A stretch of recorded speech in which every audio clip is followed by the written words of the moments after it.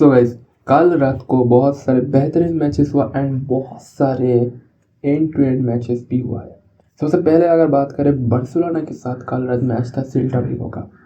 जिस मैच में पिछला सीजन की अगर बात करें तो फिर सेल्टा विगो ने हैट्रिक मारा था सेल्टा विगो को एक स्ट्राइकर ने। लेकिन हालांकि बार्सिलोना वो मैच सरवाइव करता है, बार्सिलोना वो मैच और ज़्यादा गोल मार के जीत जाता है। अगर हम बात करें रियल मैड्रिड का, तो फिर रियल मैड्रिड के साथ मैच था रायो वैलेकानो का, जो मैच रियल मैड्रिड कल ड्रॉ करता है एंड पॉइंट्स ड्रॉप करता है। हालांकि बार्सिलोना दूसरी तरफ सेल्टा विगो के साथ मैच जीत के पॉइंट्स का जो गैप है वो कम करता है। दूसरी तरफ अगर एक ब्लॉकबस्टर मैच की बात करें, अगर एक क्लासिक मैच की बात करें प्रीमियर लीग में, तो वो था मैन सिटी के साथ लिवरपूल का, जहाँ पे लिवरपूल ने लास्ट के कुछ मैचेस अच्छा नहीं जा रहा था। लेकिन जो लास्ट मैच था लिवरपूल का यूसीएल कैंपेन में रियल मैड्रिड के अगेंस्ट, उसमें 1-0 का लीड लिया था। एंड सिर्फ इतना ही नहीं, रियल मैड्रिड को अटैक से पूरा कट ऑफ कर दिया था। लेकिन बिल्कुल एकदम उसी तरह से मैन सिटी ने कल लिवरपूल को कट ऑफ कर दिया अटैक से। I mean how? आप इतना अच्छा एक मैच खेल के आ रहे हो रियल मैड्रिड के अगेंस्ट एंड आप उसके बाद मैन सिटी के अगेंस्ट आके मैच हार जाते हो इतना इजी तरीके से। 3-0 गोल से आप मैच हार जाते हो, एक भी गोल नहीं मार पाया।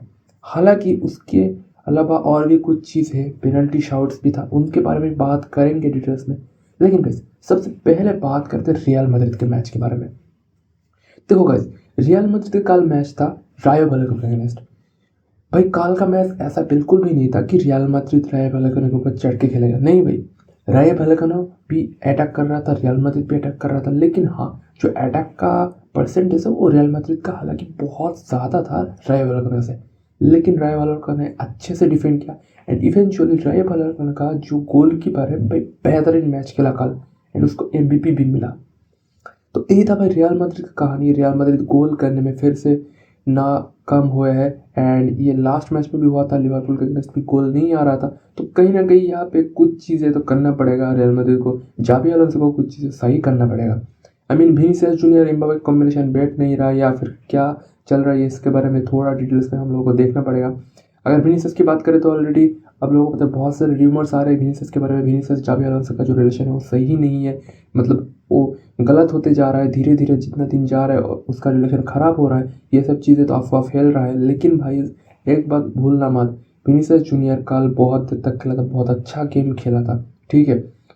तो अब ऐसी बात है भाई, देखना पड़ेगा रियल मैड्रिड आगे क्या करते हैं एंड आगे कोई पॉइंट्स ड्रॉप करता है कि नहीं करता है, बिकॉज बार्सिलोना कल मैच जीतने के बाद भी 2 पॉइंट से पीछे है अभी भी। अब अगर बात करें भाई मैन सिटी वर्सेस लिवरपूल के नेक्स्ट मैच में, तो देखो guys, man city versus Liverpool match ऐसा बिल्कुल भी नहीं था कि मैन सिटी बिल्कुल डोमिनेट कर रहे थे लिवरपूल पे, नहीं भाई।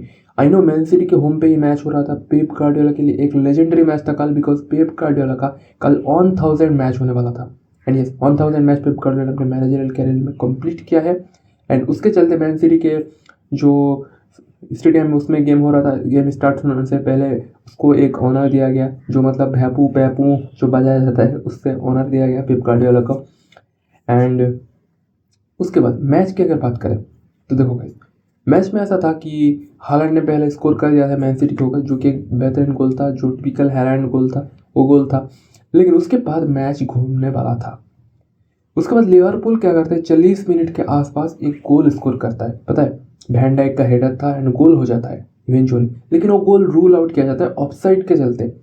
अब यहाँ पे ऑफसाइड क्यों हुआ? आई मीन ऑफसाइड पोजीशन में कोई था नहीं था, ऑफसाइड पोजीशन में जो गोल करने वाला ऑफसाइड पोजीशन में नहीं था। ऑफसाइड पोजीशन में जो था वो था रॉबर्टसन एंड वो एकदम उसी जगह पे था जिस जगह से वैन डाइक का बॉल जो है गोल के अंदर घुसा। अब यहाँ पे ऑफसाइड इसलिए दिया गया कि हो सकता है रॉबर्टसन वहाँ पे खड़ा हो, जिसके चलते जो डोनारुमा है मैन सिटी का गोलकीपर, वो उतना डाइव नहीं कर पाया एंड बॉल को सेव नहीं कर पाया। हालांकि अगर आप पीछे के एंगल से देखोगे डोनारुमा के लिए ये पॉसिबल ही नहीं था कि वो फुल मतलब सेव करे उसको, वो बॉल अंदर जाने वाला ही था, रॉबर्टसन वहाँ पे खड़ा हो या ना हो। सो ऑब्वियसली क्वेश्चन यही उठेगा कि रॉबर्टसन अगर वहाँ पे खड़ा नहीं होता तो फिर क्या डोनारुमा सच में वो सेव कर लेता? मेरा ओपिनियन तो मैंने बता दिया कि नहीं कर पाता वो। तो काइंड ऑफ आप गोल दे सकते तो वहाँ पे, लेकिन अगेन रूल्स है तो रूल्स के अगेंस्ट आप नहीं जा सकते। एंड ऑनेस्टली बताओ तो भाई रूल्स ही मुझे बहुत बुरा लगा। मतलब ऐसा रूल्स होना चाहिए कि अगर गोलकीपर सेव करने के चांसेस है, प्रोबेबिलिटी है, तो फिर ऑफसाइड दो, वरना मत दो। लेकिन रूल्स ऐसा नहीं है, ऑफसाइड पोजीशन में कोई अगर खड़ा रहेगा चाहे गोल जैसे भी हो वो गोल रूल आउट हो जाएगा, तो इसलिए रूल आउट हो गया। एंड उसके बाद लगातार 2 गोल करे। उसके बाद हमने देखा निको गोंजालेज का एक बेहतरीन हेडर। एंड उसके बाद 63 मिनट में जेरेमी डुकू, भाई हैट्स अप बंदा है भाई, हैट्स अप भाई तुमको। मतलब नेक्स्ट ग्रिलिश कहा जाता था ना भाई, नेक्स्ट ग्रिलिश नहीं, नेक्स्ट विनीसियस कह रहे उस बंदे को। भाई क्या ही खेला बंदे ने, मतलब एकदम भाई ऐसे ड्रिबल करते करते अचानक से भाई शॉट मार दिया एंड गोल हो गया। मतलब बुम, किसी ने एक्सपेक्ट भी नहीं किया था कि उस जगह से वो शॉट मार देगा जेरेमी डुकू एंड वो गोल हो जाएगा। तो कैसे यही था कल का मैच, मतलब एक अनएक्सपेक्टेड मैच था लिवरपूल के लिए। एंड ऑब्वियसली आप अगर इसी देखोगे तो लिवरपूल का 0.6 एक्सी है, जहाँ पे आप मैन सिटी के देखोगे 1.5 एक्सी है। तो मैन सिटी ने तो भाई अपने एक्सी को बीट किया, 3 गोल मारा, लेकिन लिवरपूल वहाँ पे नहीं कर पाए एंड ये चांसेस भी क्रिएट नहीं कर पाए, जिसलिए 0.6 एक्सी है सिर्फ। तो आपको चांसेस क्रिएट करना था ज़्यादा, आप कर नहीं पाए चांसेस। एंड कहीं ना कहीं आप कहते तो एक और ख़राब गेम लिवरपूल के द्वारा। अब बहुत सारे लोग यहाँ पे चैंट कर रहे थे, बहुत सारे फैंस, अर्ने स्लॉट सैक वगैरह ये सब कुछ। अब देखते हैं गाइस क्या होता है नहीं होता है। अब देखो गाइस, पिछले सीज़न आप लोगों को इस मैनेजर ने ट्रॉफी जिताया, तो इसको सैक करना तो मेरे ख्याल से सही नहीं है। थोड़ा टाइम दो, टाइम के साथ साथ चीज़ें सही होगा। एंड अभी प्लेयर्स के भी फॉर्म अच्छे नहीं है, साला को देख लो, विर्ट्ज को देख लो। हालांकि विर्ट्ज का लास्ट मैच में अच्छा परफॉर्मेंस था, इस मैच में तो सोलसप्लाई, मैकलिस्टर, मतलब सबका मिला के कलेक्टिवली अच्छा परफॉर्मेंस नहीं आ रहा है। प्लेयर्स तो सब लोग बढ़िया हैं, ठीक है। तो यही था कल क्लासिक मैच। एंड अब बात करते हैं भाई अपना टीम बार्सिलोना के बारे में। तो गाइस कल बार्सिलोना के साथ सेल्टा विगो का मैच था। सेल्टा विगो का मैच भाई पहले से डर में थे बार्सिलोना फैंस, बिकॉज पिछला सीजन जब हमारा अटैक इतना अच्छा था तब भी हमने 3 गोल खाया था एंड हमने अटैक अच्छे चलते के दौरान मैच जीत गए थे। लेकिन अभी के फिलहाल के टाइम पे बार्सिलोना का अटैक सही नहीं चल रहा है। अटैक में हमारे प्लेयर्स इंजर है, हमारे गोलकीपर इंजर है फर्स्ट टीम, एंड साथ ही साथ मिडफील्डर्स भी हमारे पेदरी इंजर है। तो ऑब्वियस सी बात है, अगर हम गोल खा ले तो फिर गोल करना तो भाई नियर टू इम्पॉसिबल है हमारे लिए। बिकॉज लास्ट के कुछ मैचेस में हम देखेंगे तो फिर 1-2 ऐसे करके, मतलब जैसे तैसे करके हम गोल मार रहे थे। यस, वो सारे गोल ऐसा हो रहा था कि हम गोल खा रहे थे उसके बाद गोल मार रहे थे। अब लास्ट मैच देख लो यूसीएल में क्लब ब्रूज के अगेंस्ट हमने किया क्या भाई, 3 गोल खा लिया हमने और 3 गोल उसको मारे। मतलब एक छोटी टीम के अगेंस्ट भी हम लोग 3 गोल खा रहे हैं, हमको पेले जा रहे हैं सब लोग। एंड काल के मैच भी ऐसा डिफरेंस नहीं था, सेल्टा विगो ने भी काल के मैच में हम लोगों को 2 गोल पेला। हालांकि लेवेंडोव्स्की ने भाई बढ़िया कमबैक किया। लेवेंडोव्स्की इंजरी से आता है एंड लगातार 3 गोल मारता है एंड हैट्रिक करता है, एक बेहतरीन हैट्रिक करता है लेवेंडोव्स्की। साथ ही साथ लामीन यमाल भी कल स्कोर शीट में आता है। एंड यस, मार्कोस रैशफोर्ड का एक बेहतरीन गेम था कल। लेकिन भाई ऑब्वियस सी बात है, ला लीगा है तो फिर भाई करप्शन, आई मीन जो भी कह लो, करप्शन कह लो या फिर आप इसको कंट्रोवर्सी कह लो, जो कहना कह लो भाई, ये सब तो होगा ला लीगा में। कल के मैच भी ऐसा था। कल के मैच की अगर बात करें तो भाई स्टार्टिंग के 10 मिनट के अंदर एक हैंडबॉल होता है, ठीक है, सेल्टा विगो के एक प्लेयर के द्वारा। अब मैं बार्सिलोना फैन होकर भी मैं ये चीज़ कह रहा हूँ कि भाई वो हैंडबॉल था लेकिन पेनल्टी नहीं था। हर हैंडबॉल पेनल्टी नहीं होता है। उस बंदे का बॉडी के साथ मतलब बॉडी के साथ उसका हाथ ऐसे लगा हुआ था, उस जगह पे अगर बॉल लगता है तो फिर वो क्या करेगा, और उसका हाथ को कहाँ पे रखेगा भाई, हाथ को काट के फेंक देगा क्या? वो काट के तो नहीं फेंक सकता ना हाथ को, तो फिर बॉल तो लगेगा ही हाथ में। चेस्ट की जगह पे हाथ पे लगा तो क्या दिक्कत है भाई, अगर हाथ नहीं रहता तो भी चेस्ट पे सेव हो जाता ना बॉल। लेकिन वो पेनल्टी तय लेवेंडोव्स्की पेनल्टी लेता है एंड पेनल्टी से गोल स्कोर करता है। हालांकि लेवेंडोव्स्की ने लास्ट जो मैच था रियल सोसिएदाद के अगेंस्ट, उसमें भी पेनल्टी लिया था इंजरी से जाने से पहले। एंड उस पेनल्टी में लेवेंडोव्स्की ने गोल जो है वो नहीं मार पाया, सेव हो गया था। कल के पेनल्टी की अगर बात करें तो सेम ऐसा ही केस था, ऑलमोस्ट सेव होने वाला था। तो काइंड ऑफ कह सकते हो कि लेवेंडोव्स्की को भाई थोड़ा ध्यान देना पड़ेगा। आई नो लेवेंडोव्स्की अच्छा प्लेयर है, इंप्रूव कर लेगा कॉन्फिडेंस है, लेकिन हाँ भाई थोड़ा अब ध्यान देना पड़ेगा। बिकॉज आपका पेनल्टी जो है लास्ट 2 पेनल्टी ऑलरेडी सेव होने वाला था, ठीक है, एक पेनल्टी सेव हो गया, एक पेनल्टी ऑलरेडी सेव होने वाला था, अब बच गया, ठीक है, कल के मैच में। लेकिन भाई उसके बाद 11 मिनट पे रैशफोर्ड को एक बेहतरीन बॉल मिलता है मिडफील्ड से। रैशफोर्ड ओपन था, बिल्कुल ऑन सिचुएशन में था गोलकी के साथ, पेनल्टी बॉक्स में जाता है, ऑन सिचुएशन में गोलकीपर को सीधा मुंह में मारता है बॉल।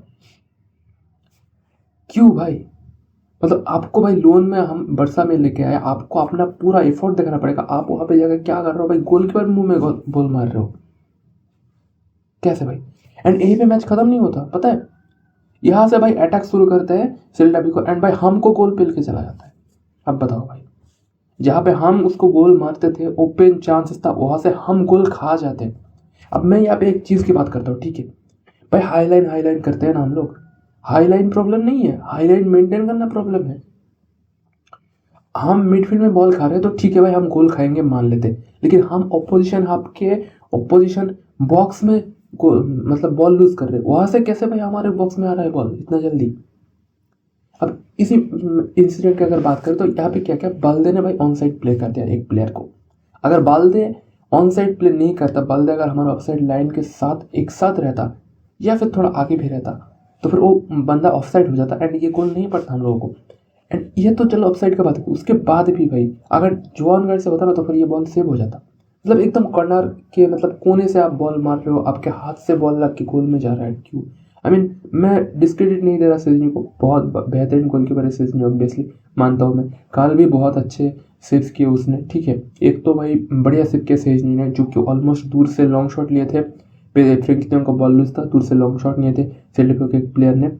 एंड वहाँ पे ऑलमोस्ट मतलब यहाँ पे अगर गोल बचता तो यहाँ से गोल हो जाता ऑलमोस्ट, वहाँ पे जाके एकदम मतलब कोने पे जाके एकदम सेव किया था बेहतरीन से सेजनी ने, नहीं तो वो गोल पड़ जाता भाई हम लोगों को एंड मैच 4-3 हो जाता उस टाइम पे। वो मैच के एंड की टाइम की बात कर रहा हूँ मैं। लेकिन भाई स्टार्टिंग में एक गोल तो हम लोग खा लिए। अब सेकंड गोल की अगर बात करें सेल्टा विगो तो फिर सेकंड गोल तो सेव करना नियर टू इम्पॉसिबल था, बिकॉज गोलकीपर के लिए कह रहा हूँ, बिकॉज भाई वो जोन 14 से शॉट था, कहीं भी बॉल जा सकता है एंड अगर अच्छा प्लेसमेंट किया एंड जो कि अच्छा प्लेसमेंट किया सेल्टा विगो के स्ट्राइक करने एंड वो सेव करना इम्पॉसिबल था। लेकिन यहाँ पे गलती थी भाई फ्रेंकी de Jong एंड दानी ओल्मो के कोऑर्डिनेशन में। मतलब बॉल जब कॉर्नर से जा रहा था, मतलब बॉल जब क्रॉस हुआ था तब फ्रेंकी de Jong ने ड्रॉप कर दिया था एक सेंटर बैक की तरह, बिकॉज वहाँ पे स्पेस खाली था। अब फ्रेंकी de Jong जब ड्रॉप कर रहा है तो फिर फ्रेंकी de Jong के नेक्स्ट जो जगह है वो किसको लेना पड़ेगा, और दानी ओल्मो उसके ठीक ऊपर आ रहा था। मतलब दानी ओल्मो का अब वो जो अटैकर आ रहे सेल्टा विगो के उसके जगह लेना पड़ेगा, उसको ब्लॉक करना पड़ेगा। लेकिन दानी ओल्मो पैदल चल के आ रहे थे, भाग नहीं रहे थे, जो कि दानी ओल्मो का टिपिकल रन है वो दे रहे थे। एंड यही पे कहीं ना कहीं भाई मुझे लगता है कि फेरमिन लोपेज हमें चाहिए, बिकॉज फेरमिन लोपेज अगर होता है तो फिर उस जगह पे भाई गंदा प्रेसिंग करता है, वो बॉल विन कर लेता। जबकि दानियल में वो बॉल छोड़ दिया उस स्ट्राइकर के लिए ओपन में, जाओ जाके आप शॉट मारो भाई, यहाँ पे ऐश करो, ऐसे मतलब दे दिया बॉल उनको। ऐसे कैसे आप बॉल दे सकते हो भाई। अब उसके बाद कुछ जगह पे हम अनफॉर्चुनेट भी रहे, बहुत सारे शॉट्स ऐसे हुए कि भाई गोल पोस्ट में लग के आ गए या फिर गोलकीपर ने अच्छा सेव्स किया, ये सब देखने को मिला। लेकिन उसके बाद 38 मिनट पे राशफोर्ड ने एक बेहतरीन क्रॉसेस डाला। आई नो राशफोर्ड का गेम उतना गंदा भी नहीं था जितना मैंने पहले बोला, लेकिन भाई वहाँ से गोल करना तो चाहिए था। लेकिन चलो गोल नहीं तो आपने 2 असिस्ट दे दिए। 38 मिनट पे राशफोर्ड ने एक बेहतरीन क्रॉसेस दिया जहाँ पे एक गोल होता है एंड लेवा का एक बेहतरीन फिनिश आता है जहाँ पे पैर के बीच में से गोलकीपर के पैर के बीच में से गोल कर देता है एंड लेवा का सेकंड गोल कंप्लीट हो जाता है। उसके बाद 48 मिनट पे यानी कि हम लोग सेकंड गोल कंसीड करने के बाद अगेन लमीन यमाल आता है एंड गोल करता है। एंड यस, लमीन यमाल के गोल में क्रेडिट किसको जाता है, केजर्ड अगेन रैशफोर्ड। यस, रैशफोर्ड ने एक बेहतरीन क्रॉसेस डाला, हालांकि वो क्रॉसेस थोड़ा डिफ्लेक्ट हो गया, मतलब वो क्रॉसेस था फेरमिन लोपेज या दानी ओल्मो जो भी था वहाँ पे उसके लिए, लेकिन बॉल डिफ्लेक्ट होकर जाता है लमीन यमाल के पास एंड यस लमीन यमाल का शॉट करते हैं एंड गोल स्कोर हो जाता है। उसके बाद 73 मिनट पे एक बेहतरीन हेडर आता है कॉर्नर से एंड यस लेवा का goal and yes guess out, ये कॉर्नर किसने टिक किया था, ये कॉर्नर पे रैशफोर्ड ने टिक किया था। मतलब भाई रैशफोर्ड का कल मजे ही मजे, ठीक है। हालांकि उसने खुद स्कोर नहीं कर पाया, लेकिन भाई 3 या 2 असिस्ट आई थिंक रैशफोर्ड ने कर दिया। तो अच्छा गेम था रैशफोर्ड का, मतलब बेहतरीन गेम तो नहीं कहूँगा, डिसेंट गेम था, जो टिपिकल रैशफोर्ड गेम वही देखने को मिला। अब यहाँ पे बहुत से लोग पूछेंगे क्या लमीन यमाल को रैशफोर्ड को साइन करना चाहिए या नहीं करना चाहिए परमानेंटली। देखो भाई सीजन एंड तक पता चल जाएगा, ठीक है। मेरा पर्सनल ओपिनियन साइन नहीं करना चाहिए, बिकॉज बंदा ट्रैक बैक नहीं करता। हमें ट्रैक बैक चाहिए भाई, हम जैसे अटैकिंग फुटबॉल खेलते हैं हमें चाहिए अटैकर्स ऐसे जो ट्रैक बैक करे, जबकि रैशफोर्ड ट्रैक बैक नहीं करता। एक तरफ तो हमारा लमीन यमाल ट्रैक बैक नहीं कर सकता प्रॉब्लम की वजह से, एंड अगर दूसरी तरफ भी ट्रैक बैक ना हो, रफीना जिस तरह से करते हैं उस तरह से, तो फिर भाई कोई मतलब नहीं बनता इन सब चीज़ों का, है ना। लेकिन फिर भी अटैक में बहुत अच्छा थ्रेट देता है, तो देखते क्या होता है। अब बात ये सब डिपेंड करेगा रफीना के ऊपर कि रफीना रिटर्न करके ऐसा परफॉर्मेंस दे पाएगा कि नहीं लास्ट सीजन के जैसे। अगर रफीना अच्छा परफॉर्मेंस दे रहा है तो फिर कोई दिक्कत नहीं है भाई, रैशफोर्ड को लाने की कोई ज़रूरत नहीं है। रैशफोर्ड की जगह पे किसी और की यंगस्टर को हम लोग साइन कर सकते हैं कम पैसे में, है ना, या फिर लामा से में किसी को उठा ले। That's it guys. And yes उसके बाद भाई लास्ट मिनट में 94 मिनट पे फ्रेंकी de Jong को सेकंड येलो कार्ड मिलता है एंड उसके 5 मिनट पहले एक yellow card Frenkie de Jong को मिलता है। अब भाई मुझे पता नहीं भाई फ्रेंकी de Jong को येलो कार्ड क्यों मिला, मतलब लास्ट वाला तो येलो कार्ड मतलब पता ही नहीं चला भाई, मतलब उसके पीठ में थोड़ा ऐसे टच किया उसकी वजह से भाई इसको येलो कार्ड मिल गया, मतलब कोई रीज़न ही नहीं बनता भाई येलो कार्ड देने का, ठीक है। फर्स्ट वाला तो चलो भाई बॉल मतलब विन करने के चक्कर में पैर में थोड़ा टच हुआ था, लेकिन भाई थोड़ा टच हुआ था पैर में, उसके चलते येलो कार्ड मिल गया।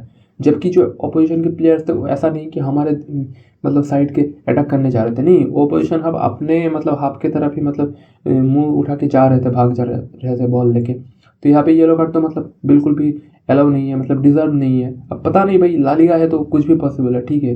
तो हम लोगों को ही को पेनल्टी मिल गया, जो कि पेनल्टी हम डिजर्व नहीं करते थे। तो सेम मतलब फ्रेंकी डियोंग को भाई रेड कार्ड मिल गया, जबकि रेड कार्ड डिजर्व नहीं करते थे। लगातार 2 येलो कार्ड मतलब बिना किसी वजह के। अब नेक्स्ट मैच फ्रेंकी डियोंग नहीं खेल पाएगा। हालांकि शायद से नेक्स्ट मैच में पेद्री वापस से आ जाए, बिकॉज अगर पेद्री वापस नहीं आएगा भाई नेक्स्ट मैच में तो बहुत बड़ी दिक्कत होने वाला है इसलिए, ठीक है।